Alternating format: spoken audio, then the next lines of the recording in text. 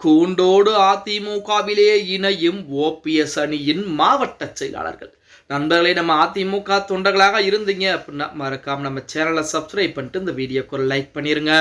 2026 சட்டமன்றத்தில் என்பது அனைத்திந்திய அண்ணா திராவிட முன்னேற்ற கழகத்திற்கு மிகப்பெரிய வெற்றி வாய்ப்பு இருக்கக்கூடிய ஒரு தேர்தலாகத்தான் பார்க்கப்பட்டு கொண்டிருக்கிறது. அதற்குரிய வேலைகள் தான் மிக தீவிரமாக போய்கொண்டிருக்கிறது. இப்படிப்பட்ட ஒரு சூழலில் அதிமுகவை பொறுத்த வரைக்கும், அதாவது எடப்பாடி பழனிசாமியின் பின்னால் 2 கோடிக்கும் மேற்பட்ட தொண்டர்கள், அது மட்டுமல்லாமல் பல கூட்டணி கட்சிகள் என எடப்பாடி பழனிசாமியை நம்பி வந்து கூட்டணியும் வச்சிருக்காங்க.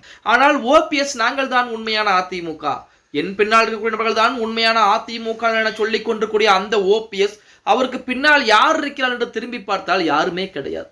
அங்க இருக்கக்கூடிய நபர்கள் எல்லாம் திமுகவிலே இணைந்து விட்டார். திமுகவிலே இணையக்கூடிய ஒரு நபர் உண்மையான அதிமுக தொண்டரா, அதிமுகவிற்கு விசுவாசமாக அவர் இருந்திருப்பாரா அப்படின்னு பார்த்தா வாய்ப்புகள் என்பது எதுவும் கிடையாது. அதிமுகவுடைய உண்மையான ரத்தம் ஓடக்கூடிய எந்த ஒரு தொண்டனாக இருந்தாலும் சரி, மற்ற எந்த ஒரு கட்சியில் வேண்டுமானாலும் இணையலாம் சரி, ஆனால் திமுகவில் மட்டும் இணைய மாட்டார். அதாவது ஜெயலலிதா அம்மையாரை தெய்வமாகவும் எம்ஜிஆரை தெய்வமாகவும் வணங்கிய அந்த கைகள் திடீரென கலைஞர் கருணாநிதியை தெய்வமாக வணங்குமா அப்படின்னா வாய்ப்புகளே கிடையாது. அப்படிப்பட்ட உண்மையான தொண்டர்கள் இல்லாத ஒரு நபர்கள் தான் ஓபிஎஸ் அணியிலிருந்து திமுகவின் பக்கம் போயிருக்கிறார்கள். அவர்கள் புறம் அதிமுகவினர் என்று சொல்லக்கூடிய சூழல் என்பது இனிமேல் கிடையாது அப்படின்னே கூட சொல்லலாம்.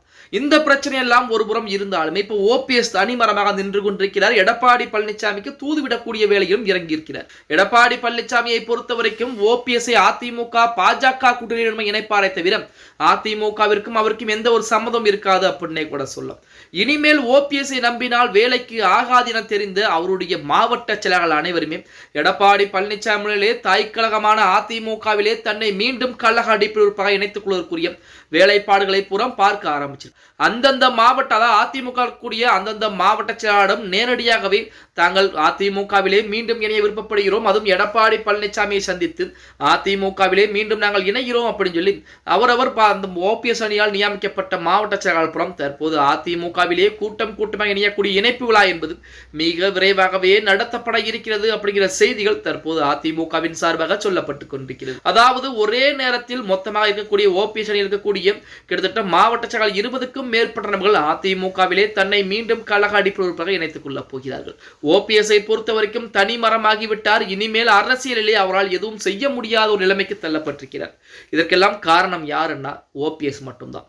அதாவது ஓபிஎஸ் புதிய கட்சியை ஆரம்பித்திருக்க வேண்டும். அதிர்ஷ்டம் என நம்பிக்கொண்டிருந்தால் வேலைக்கு ஆகாது அப்படின்னே கூட சொல்லலாம்.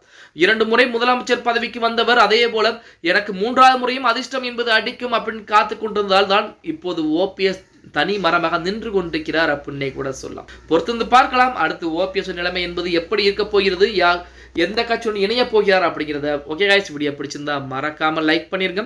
அப்படி இந்த வீடியோ உங்களுக்கு பிடிச்சிருந்துச்சு அப்படின்னா உங்களுடைய கருத்துக்களை கீழே கமெண்ட் பாக்ஸ்ல பதிவு நண்பா.